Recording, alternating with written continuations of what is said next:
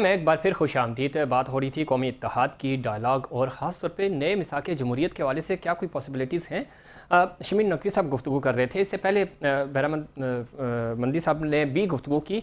मसला ये है कि दोनों तरफ शिकवे शिकायत अपनी जगह हैं और सिस्टम के ऊपर सवालात उठ रहे हैं कि क्या इस तरह अगर आप सिस्टम के नीचे रह कर काम करेंगे और इस तरह का होगा तो तमाम स्टेक होल्डर्स को बराबर अगर स्पेस नहीं मिलेगी तो मामला आगे नहीं बढ़ेंगे। मंदी साहब गुफ्तगू आपने सुनी नकवी साहब की भी, उनके जो मुतालबात हैं बिल्कुल जायज़ हैं, उसके ऊपर बात बारखा की भी है, हो भी सकती है, लेकिन फिर अगेन हम माजी में चले जाएंगे।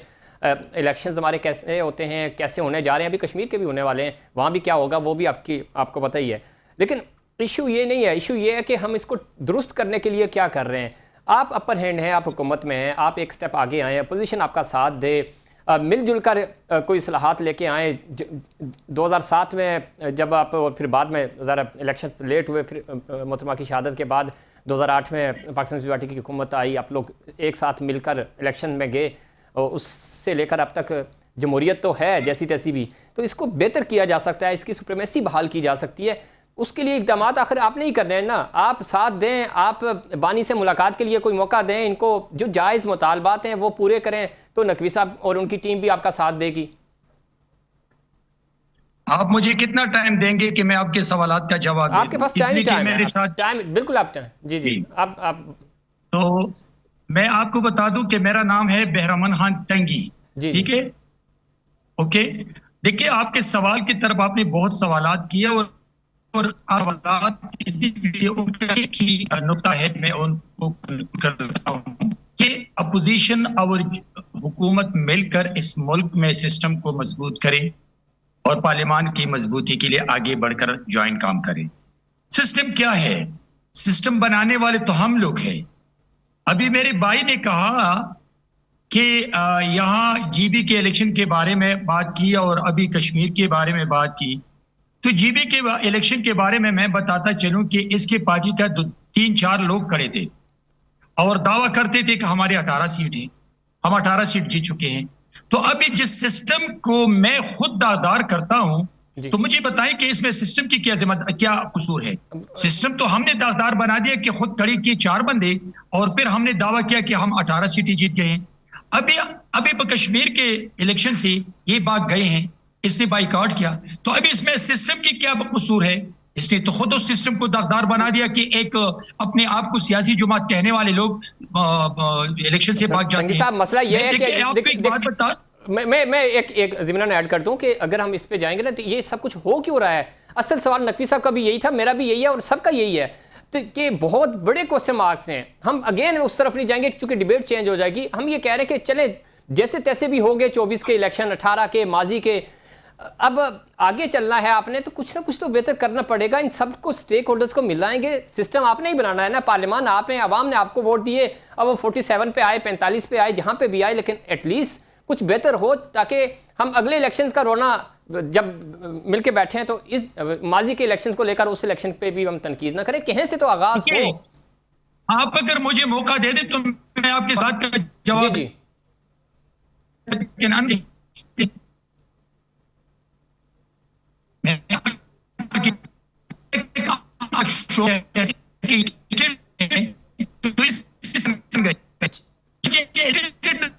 साहब आपकी ऑडियो हम तक ठीक तरीके से नहीं आ रही, कोशिश करेंगे दोबारा कनेक्ट करें आपको और या ऑडियो पे हम ले सकें प्रोड्यूसर साहब। तो नकवी साहब वापस मैं आपकी तरफ आ जाता हूं जब तक तंगी साहब की ऑडियो इंप्रूव होती। ये माजी में हम फंस रहे हैं अगेन। मैं चाह रहा हूं कि हम थोड़ा सा आगे बढ़ें कि क्या कुछ आपकी तरफ से भी प्रपोजल आ सकता है, क्या बात हो सकती है ताकि मामला आगे बढ़ सके और कुछ तो हल निकले सर, वरना ये जो कुछ हो रहा है इस मुल्क में बालादस्ती जमहूरियत की तो हमें नजर नहीं आ रही, भले आप कान इधर से पकड़े या उधर से। अच्छा देखिए, पहली बात ये है कि जिसकी लाठी उसकी भैंस का कानून है पाकिस्तान में, इसका इतराफ कर लिया जाए। जिसके पास लाठी है वो कहता है कि हम तो सियासत में हिस्सा लेते नहीं, हम अपने अहदो पैमां पे कायम है। तारीख ये बताती है कि पाकिस्तान की 70 साल की तारीख में आधे से ज्यादा वक्त वो खुद हुक्मरान रहे, तो वो सियासत में हिस्सा कैसे नहीं ले रहे। सियासतदान कहते हैं कि जितने अरसे हमें भी हुकूमत थी उसमें भी पीछे थे, इनकी मर्जी चलती थी। जब इनकी मर्जी नहीं चलती थी ये हुकूमत को हटवा देते थे, गिरवा देते थे। तो अब बातचीत किससे की जाए? जिसके पास लाठी हो। ये अगर मुहिब्बे वतन पाकिस्तानी हैं तो इनको कुछ बुनियादी चीजें माननी पड़ेंगी। वो मुल्क तरक्की नहीं कर सकता, जो बात आपने प्रोग्राम के आगाज में कही, जिसमें सियासी इस्तेहकाम ना। ये अपनी जगह हकीकत है कि पाकिस्तान तहरीक इंसाफ छोटी पार्टी है, बड़ी पार्टी है, बुरी पार्टी है, अच्छी पार्टी है, पाकिस्तान की सबसे बड़ी पॉपुलर पार्टी जमीन पर यही है। आज भी कहीं भी सर्वे करा ले, ठीक, इनके कहने या मेरे कहने से कुछ नहीं होता, आवाम की राय यही। ये भी हैरानकुन बात है कि जो पार्टी 2/3 से ज्यादा अक्सरियत जीत रही थी, 5 बजे इलेक्शन खत्म हुआ, 10 बजे तक जो गिनती आई वो यकमुश्त बंद कर दी गई। और जब तकरीबन 22 घंटे के बाद वो खोली जा रही थी तो नतीजा बिल्कुल फर्क था। तो ये सारी चीजें अपनी जगह है, लेकिन ये बुनियादी चीज क्या है? अच्छा, ये क्या होता क्या इलेक्शन में, कहां कहां धांधली होती है? पहले होती है प्री इलेक्शन रिगिंग, उसको बाद में लेते हैं। मैं इस तरफ जाऊंगा। मैं तंगी साहब का पॉइंट ऑफ व्यू ले लूं, चूंकि ऑडियो ब्रेक हो गई थी। तंगी साहब, गुफ्तगू आप अपनी कंप्लीट करें। और दूसरा ये कि मैं फिर आपसे भी और नकवी साहब से भी यही दरखास्त करूंगा कि माजी में अगेन हम स्टक हो रहे हैं। वे फॉरवर्ड हमें चाहिए कि कैसे आगे बढ़ सकते हैं। गिले शिकवे तो हैं, ये सारी वो बातें जो हम अपने प्रोग्राम्स में कर चुके हैं। जनाब तंगी साहब, तंगी साहब सुन पा रहे हैं आप मुझे?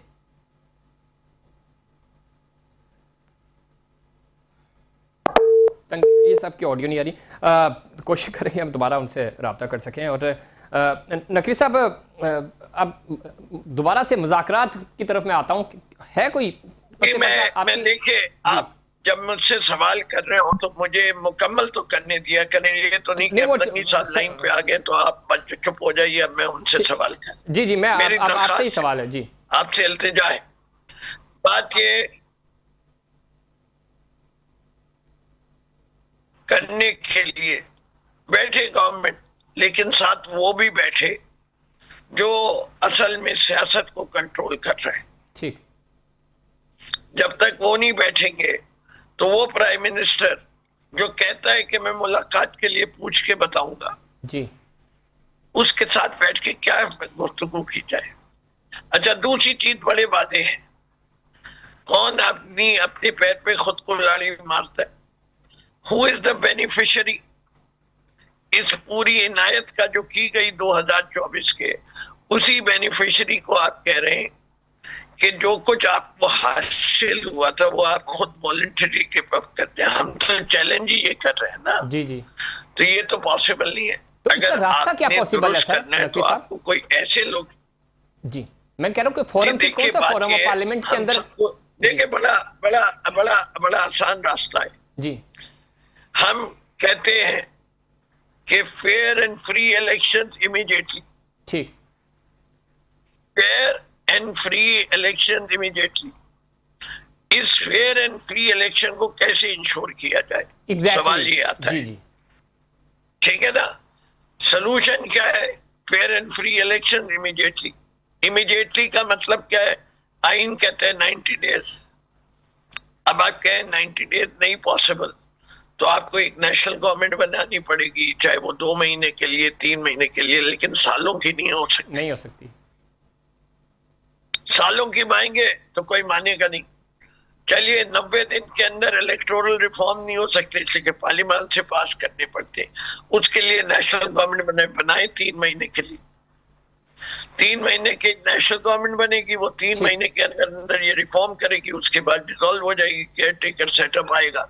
केयर टेकर सेटअप के तहत जो भी फेयर फ्री इलेक्शन आएंगे, जो पार्टी जीते उसको आप दे दीजिए हुकूमत। बिल्कुल ठीक कह रहे हैं नकवी साहब, वक्त मेरे पास खत्म हो रहा है। और एक चीज मैं और पूछना चाहूंगा आपसे जाते जाते।